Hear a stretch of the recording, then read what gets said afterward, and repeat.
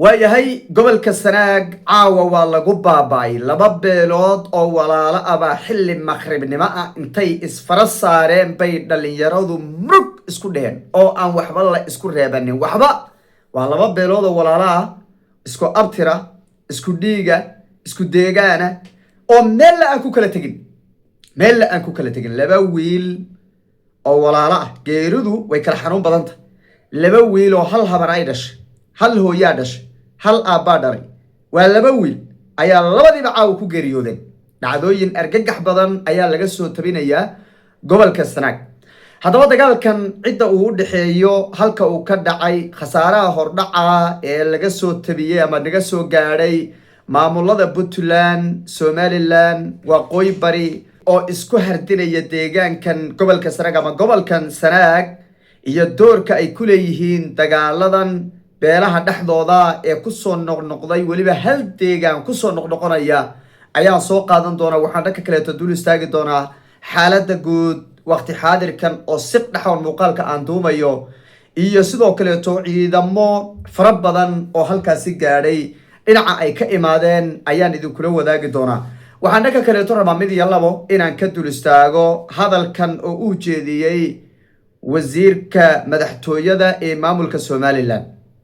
sidaa walaalkeen wabaru soo noqday ee uu maanta inoola joogo ayay kuwa laasacaano joogaanay noogu imanayaan waana ka shaqeynaa haddana waa laga shaqeeyaa cid xukuumadda kamid ah baa ka shaqeysa maxaan ku raahdaa dad badan baa inagala shaqeynaya waa inoo imanayaan xilligeeda haddii ilaahay raahdo insha Allah Somaliland oo wada jirta oo meel wada socota oo horumartay waa himilada madaxweynahan waayahay waa Somaliland waxay sheegtay laasacaanood inay waqtigeeda imaan doonto dadna ay u dirsatay ka shaqeynayaan siday u soo noqon lahaayeen dhanka xukuumadda waxa way xubno ku jira iyo dad kale xukuumaddu inay u dirsatay meel fiicanna ay wax u marayaan ma aha markii ugu horeysay xukuumadda Somaliland ay ka hadashay arinta soo noqoshada maamulka waqooyi bari ama dadka reer waqooyi bariba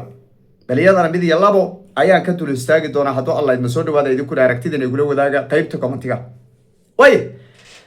aan ku bilaabay dagaal culus baa maqribnimadii caawa ka dhacay gobolka Sanaag gaar ahaan deegaanka lagu magacaabo Laashimo amaba Dureera dooxada la yiraahdo waa dooxo daaqsimeed ah oo waliba xilliyada barwaaqada aad u qurux badan oo xooluhu ay iskugu imaadaan waa dooxo ballaaran oo dadku ay iskugu imaadaan waa dooxo daaqsimeed weeye deegaankan dhowr jeer baa waa lagu dagaalamay balse dagaaladii hore waa ka duwan yahay dagaaladii hore ee halkaas ka dhacay waxay ahaayeen dagaalo u dhaxeeyay ama ku qotomay aragti siyaasadeed oo labada beelood harti iyo waxa ku dagaalamayay dhinaca kaleeto oo isaaqa baa ku dagaalamay laakiin tani hadda way ka sii duwan tahay dagaal waa un dagaal dadkuna waa wada walaalabe laakiin hadii laba wiil oo isku aabiye isku hooyo dhashay oo dagaalamaya oo xabadda gigta isku haya iyo laba nin oo kala fog oo dagaalamaya baashu way kala daranta maanta caawa waxa halka isku laayay ee eber iska dhigay ee meydadka iyo dhaawacyadu ay banaanka u waran yihiin waa warsangeli dhaxdiisa way horay baan muuqaalo idin kula wadaago inay warsangeli waxa ku dhacay waa musiibo sababtan saa u laha waxay ahayd saddex maamul bay u dhaxeeyaan masiirkoodii waxa iibsaday oo lacagaysto cash ka dhigtay siyaasiin waxdana oo ay kale yihiin aan jirin waa siyaasiin waxdana ay kale yihiin mala noolal iyo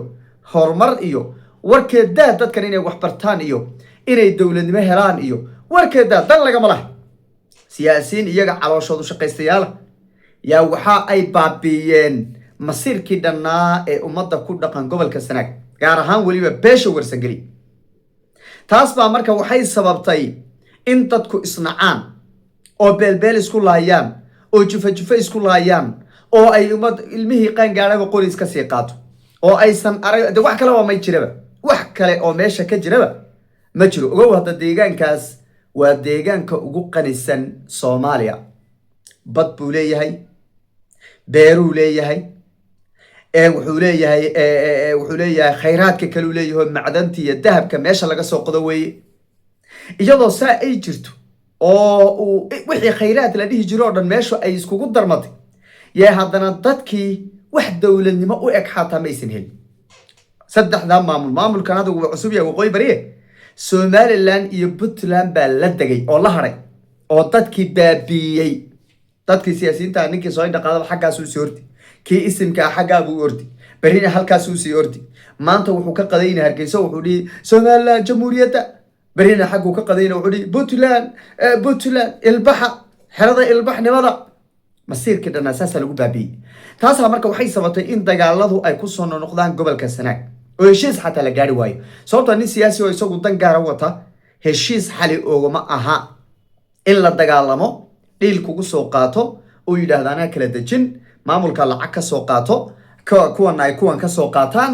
2 bilood markii la joogo intii bay dhamaysanayaan dabkii baa ka dami haddana si ay dabka u shitaan waa inay fitin ay kiciyaan weeye marka dhibaatadan marka dadkan walaalaha waxba kuma kala maqnee ee islaynaya dhalinyaradan qoriga wadata ordaysa waxa rasaasta siinaya ee isku diraya waa siyaasiin waa marka xaqiiqda ka hadal way si kastaba dagaal baa caawa dhacay maqribnimadii dhimasho badan dhaawac badan ayaa halkaas ka dhacay waxyaabaha halkaas ka dhacday waxa kamid ah in laba wiil oo walaalaha isku hooyo isku aaba dagaalka ay ku dhinteen oo dagaalkaas ay ku wada jireen waa laba jufo oo beesha warsangeli ka soo jeedo way waxa islaynaysa waa beesha warsangeli way laba jufo oo warsangeliya ayaa caawa waxba isku reebanin oo dagaal lagu hoobtay halka ugu dhaxmaray inna lillahi wa inna ilayhi raaji'un intii dhimatay ilaahay ha u naxariisto inta dhaawacantay Allah ha u boogadhayo tirada dhaawacantay si rasmi ah uma hayno laakiin waxaana loo xaqiijiyay dhimashadu inay aad u badan tahay dhaawacuna inuu ka sibay ilaa 10 ayay dhimashadu ku dhowdahay baa nalay dagaalkuna saacado yar buu socday waxaa madoobaaday aaska baa ka madoobaaday ciidankii isaga haana ciidamo waqooyi bari ah ku baxay baa la yiri xaggan Somaliland naftirkeeda wasiiru dawlaha amniga ee maamulkaas oo waliba deegaanka ka soo jeeda ayaa isoo ciidamo wata isagana soo baxay baa la yiri xagganna wasiir xanaano oo Puntland ayaa isagana baxay baa la yiri marka ciidamo xoogan oo saddex maamul oo isku aragti ahayn oo isku hadaf ahayn oo isku ujeedo ahayn oo ayaga naftirkooda wax heshiisa iyo wax nidaam oo dhex yaala jirin ayaa meesha ku baxay baa la iyadana wax ka dhalan doono garan mayno ciidamadina way soo fadhiyaan kuwa ugu horeeyay gaari doona laba garanayo kuwan dagaalamaya kuwa ay taageersan yihiin iyada naftirkeeda laba garanayo dhalinyarada si loo soo ka xakameeyo laba garanayo waxa suuragal ah ciidamada kala kaanka ay imaaday inay iyagana haddana shacabkii ku sii kor dagaalamaan ayaa la suuragalaba marka xaalad halis ayaa ka taagan gobolka Sanaag ilaahay ha kala qaboojiyo beelaha walaalaha inta dhibaatada wadana ilaahay ummadda ha ka qabto waynu eegi doonaa wixii ka soo kordhay dhinaca kale muuqaalka aad daawateen waa wasiirka madaxtooyada ee maamulka Somaliland waxa maanta Somaliland gaaray magaalada Hargeysa gaaray Suldaan Wabar oo kamid ah duubabka dhaqanka ee beelaha Samaroon in mudaba suldaanku wuxuu joogay xamar oo lagu yaqaanay oo warbaahinta uu muuqaal ka soo duubi jiray marka dabcan Hargeysa wuxuu tago xamar ka tago waa isdhiibay uune suldaanku waa isdhiibay nimankii Hargeysa isku dhiibay marka wasiirka ka hadlaya wuxuu yiri wabarba waa isa soo dhiibay reer la sacaanoodna waa isa soo dhiibi doona reer la sacaanoodna ilaa waqooyi bari dhihi maayaane reer la sacaanoodna waa isa soo dhiibi doona bayna waa isa soo dhiibi doona xukuumaduna wayba ka shaqeyso dadna way u dirtay oo xukuumadda ka tirsan kuwa aan ka tirsanayna way u dirtay meel fiicanna way maraysaa xilligeedayna isa soo dhiibi doonaan arrintan wasiirka waxay ku soo beegmaysaa xilli dhowrkii maalin ee ugu dambeeyay aad loo wareejinaya muuqaal wasiirkii hore ama wasiir hore koore ninka la yiraahdo oo deegaan ahaana ka soo jeeda Laasacaanood ragii ku haray Hargeysana kamida oo calaacalayo uu lahaa annaga baa nala waarsanaya gawaaridi baa nalaga jajabinaya waa nala ceyrsanaya sidana nala yeelaya uu lahaa muuqaalka baraha bulshada ku jira hadaa saajgaraysan oo aad tiraahay horgaladii ama ina koore oo ooynaya aad tiraahay uu soo baxaya iyadoo markaas ay muujinayso in isku halaynta iyo nolosha meesha ka jirtay xubnaha dhulbaantee ku haray dhinaca Somaliland inaysan kalsooni badan oo amni aysan haysanin ayay muujinaysaa kuwii kalena soo socdo oo imaanaya la leeyahay ومامول ديسان دولة فدرال أي أقونستي مامول قبلت لمت السوماليلان إنو يهي لورد ديساي وحوي هذه الدولة ده أردن لورد ما يسري عالنكي يا سيستم دولة ده أردن ما يسري يهي مامول كلي ويناصر نقطة تورانا واساس سودان مامول كان دينعن وقوي بري جواب وزيرك ورفافينتو إنجر ساعة ويرا تابتي وحويري soo noqosho haddii lasoo noqonayo musabixi baa somaliland baa soo noqotay oo musabixi waa ku heshiiska la galay dowladda federaalka oo isagoo xilkii madaxweynenimada lagu siinaya laleeyahay oo hawshu meel fiican u marayso heshiis la gaadhay ayuu waxa uu yidhi yaa xilkii laga tuuray hadduu soo noqon lahaana musabixi iyo farmaajo isla soo noqon lahaayeen heshiis baa dhacay oo musabixi xamar buu tegi lahaa farmaajona hargeysuu tegi lahaa hawshu way soo gabagaboobi lahayd laakiin wixiiba soomaali baa deg deg badanoo la iskuma simin si kastoo noqotaba dhinaca waqooyi bari arrintaasi jawaab ayay ka bixiyeen cidin soo socota iyo cidin rabta toona malaha bay dhaheen dhinacan hargeysana waxaa laga sugayaa waqooyi bari oo socota dhulbaante oo socda harti oo socda inay imaadaan oo jamhuuriyadda kasoo qayb galaan baa la sugayaa waa maanbarey